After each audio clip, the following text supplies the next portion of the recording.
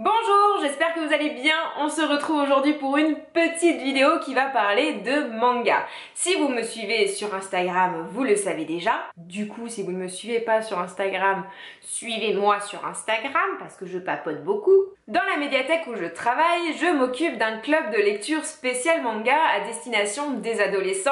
Et pour ce club de lecture, on s'inscrit dans un prix qui est organisé par une librairie du coin. Du coup, on a toute une sélection de mangas à lire et à découvrir. Alors en ce moment, je suis à fond dans les mangas. J'en lis presque tous les jours. Je vis manga, je respire manga, je bois manga, enfin la totale. Ce qui me plaît beaucoup parce que je lisais beaucoup de mangas quand j'étais ado et c'est vrai que ces derniers temps j'avais un petit peu abandonné. Alors je suis 2 ou 3 séries. Je suis @Ellie et The Promised Neverland parce que j'aime beaucoup. The Promised Neverland, c'est impossible de passer à côté en ce moment. Et @Ellie, c'est très fun, c'est un shoujo vraiment décalé et qui me fait beaucoup marrer. Bref, on est là pour parler de manga et on va commencer tout de suite avec Entre deux de Kujira chez les éditions Akata. Alors, je l'ai lu hier, donc c'est encore assez frais dans ma mémoire. On a Nozomi et Saku qui sont des amis d'enfance et en fait, la petite subtilité, c'est que Saku est amoureuse de Nozomi quasiment depuis le jour de leur rencontre. Néanmoins, ils ont grandi, toujours en gardant un petit peu le contact, mais sans être très proches non plus, du moins dans ce premier tome, on n'a pas l'impression qu'ils ont été excessivement proches en grandissant. Et du coup, Saku, là, elle arrive à un point où elle se dit c'est bon, il faut que je lui avoue mes sentiments, ça fait trop longtemps que ça dure, j'en ai marre d'être juste son amie, je me lance. Alors, pas de chance pour elle, on l'apprend dès le début du tome, donc je ne vous spoile rien.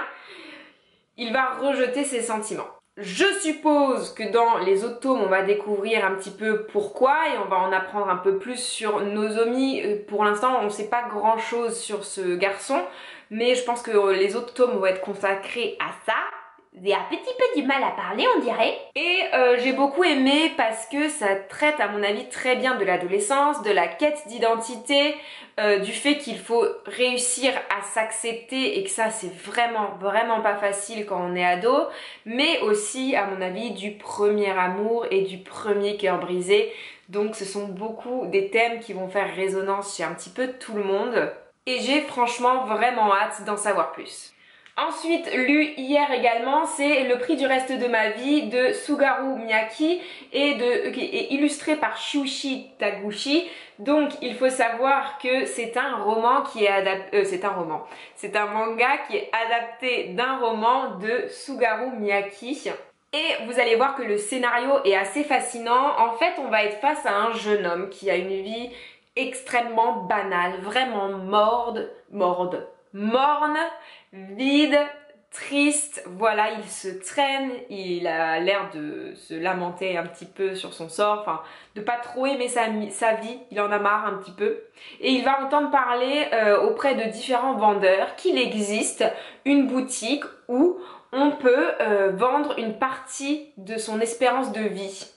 Un truc totalement fou donc, mais comme il est en dèche d'argent, il va se dire ok, de toute façon ma vie c'est vraiment pas un truc de fou, je m'ennuie, allez je vais voir ça. Il va rentrer dans le magasin et il va au final décider de faire estimer son existence, son espérance de vie. Il s'avère que sa vie ne vaut pas grand chose et pourtant il va décider de la vendre, sauf pour les 3 derniers mois de sa vie qu'il va garder. Par la suite, il va être accompagné de cette jeune fille dont j'ai oublié le prénom, mais qui va être sa surveillante. En fait, quand quelqu'un vend sa vie, on lui vend sa vie et qu'il lui reste très peu de temps, on lui donne d'office un surveillant pour veiller sur sa santé mentale et faire attention à ce qu'il ne fasse pas trop n'importe quoi. Et grâce à cette surveillante, eh ben, il va en apprendre plus sur ce qu'aurait été sa vie, sur en fait comment il en est arrivé là, un petit peu aussi, ça va le pousser dans ses retranchements, le pousser à se questionner. C'est, je trouve, un scénario qui colle bien avec la thématique de se questionner sur le sens de la vie, sur la vraie vie. Qu'est-ce que la vraie vie? Qu'est-ce qu'on a envie de faire de notre vie? C'est hyper intéressant, très bien amené. Il n'y a pas de scène superflue. Je trouve que chaque passage contribue à nous donner vraiment l'ambiance, à nous faire comprendre que vraiment ce garçon il a une vie pas terrible. Et on a un petit peu envie de comprendre comment il en est arrivé là, même si on se doute que ça se résume un petit peu au fait que quand on ne donne rien, on peut pas espérer recevoir quelque chose en fait. Très philosophique ce que j'ai dit là. Hein. Bref, j'ai beaucoup aimé ce premier tome. Je voulais vous dire que j'avais hâte de découvrir le deuxième. Je crois qu'actuellement, si je me trompe pas, il y en a 3 qui sont sortis en France. Je vais tous les lire parce que je trouve que l'histoire est vraiment chouette. J'ai aussi lu Shadow House parce que c'est un petit peu le manga du moment, on en entend beaucoup parler. Pour l'instant, c'est très mystérieux, on est dans un manoir où en fait il y a des nobles qui vivent et ce sont des ombres, ils n'ont pas de visage, c'est vraiment des corps tout noirs, les dessins c'est comme ça. Et ils ont avec eux des domestiques qui sont des poupées vivantes qui passent leur journée en fait à nettoyer la suie qu'ils dégagent. Ces poupées vivantes sont censées devenir leur visage. Donc ça aussi c'est un petit peu bizarre, au début on comprend pas bien pourquoi, mais on sait qu'au cours d'une certaine cérémonie, ces poupées vont acquérir justement le droit d'être le visage officiel de ces ombres. Vous voyez que c'est hyper intriguant, que c'est un petit peu difficile à expliquer finalement, je pensais pas, mais c'est spécial. Et l'ambiance l'est aussi, puisqu'au début on va découvrir Emilico, et qui est donc une poupée vivante, qui va découvrir les enjeux et son rôle et ce qu'elle doit faire, ses missions, auprès de Kate, qui est la noble qu'elle va devoir représenter.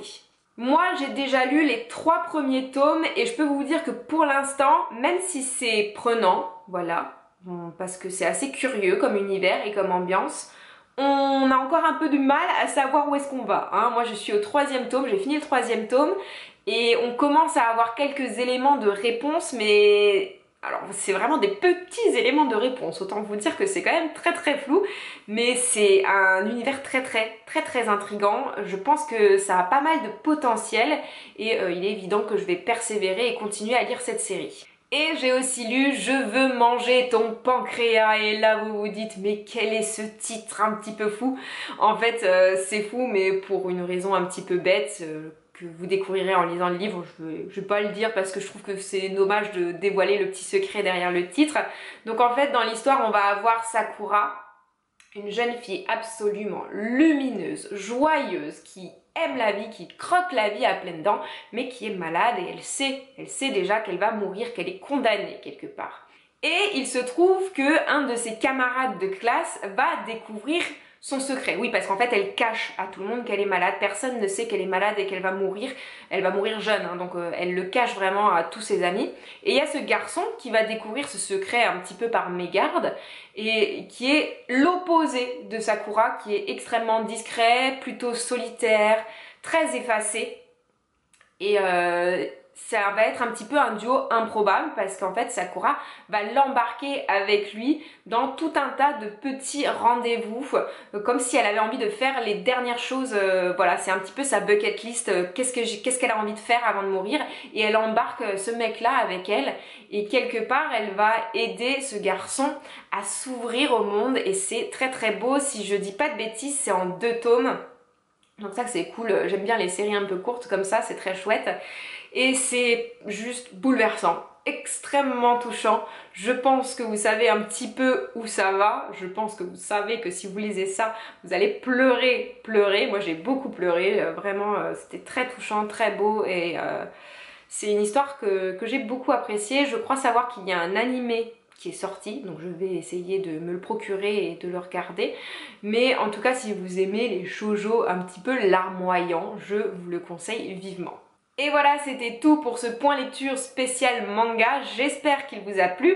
Si vous avez envie que j'en fasse d'autres, n'hésitez vraiment pas à me le dire dans les commentaires. Et moi, je vous dis à bientôt pour une prochaine vidéo. Bye!